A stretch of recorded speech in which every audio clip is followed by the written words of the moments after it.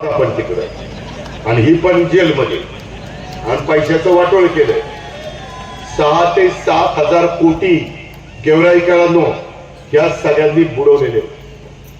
5 जणांना आता जेलमध्ये टाकलेलं आहे. आणि ते तुमच्याच इथला एक जित्राबाई भंडारी कोण आहे, त्याची छत्रपती मल्टीस्टेट नाव छत्रपतीचं आणि ह्यानं वाटोळ केलं. ही पण कुठंतरी फरार आहे. अरे कुठं जातोय, तुला पकडणार आणि तुला जेलमध्ये चक्की पिसिंग आणि नुसतं नाही, त्याच्या ज्या प्रॉपर्टी आहेत त्या पण जप्त करणार. हा समाजाचा पैसा आहे का, त्याच्या बापाचा घरचा पैसा आहे? आणि या सगळ्यांच्या करता मला विजय सिंहने मध्ये मिटिंग घ्यायला लावली.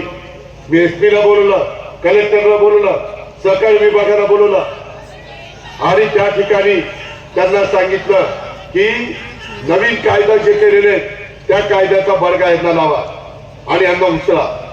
बाकीच्या 5 संस्थांचे सगळे लोक आतमध्ये आणि त्यांच्या सगळ्या प्रॉपर्ट्या जप्त करण्याचं काम चाललेलं आहे. माझे हात जोडून विनंती, आता मल्टीस्टेटच्या नादी लागू नका.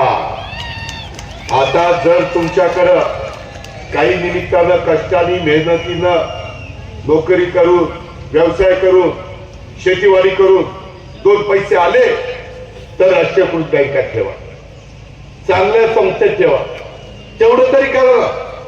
आता हे निष्ठवतोय आम्ही, कारण शेवटी आम्ही तुमचं नेतृत्व करतोय.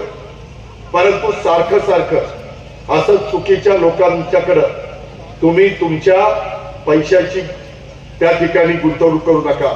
बाबांनो, काही लोकांनी आत्महत्या केल्या पैसे मिळेनात म्हणून. काहींची मुलांची मुलींची लग्न थांबली. काहींनी शिक्षणाच्या करता पैसे ठेवले होते, त्यांना शिक्षणाच्या करता पैसे देता आले नाही. काहींनी उतार वयात आपल्याला व्याज जास्त मिळेल आणि त्याच्यातला आपला प्रपंच चालू म्हणून पैसे अडकवले. वय तर झालं उतार पण पैसे गेले तिकडं.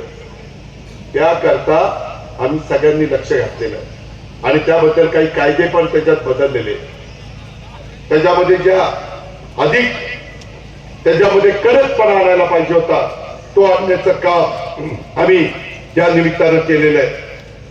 म्हणून माझी तुम्हाला सगळ्यांना विनंती आहे की बाबांनो, तुम्ही जसं विधानसभेच्या निवडणुकीच्या निमित्तानं माझं ऐकलं, आमच्या सगळ्या सहकाऱ्यांचं ऐकलं, त्या पद्धतीनं आपण तुम्ही याही वेळेस माझं ऐका.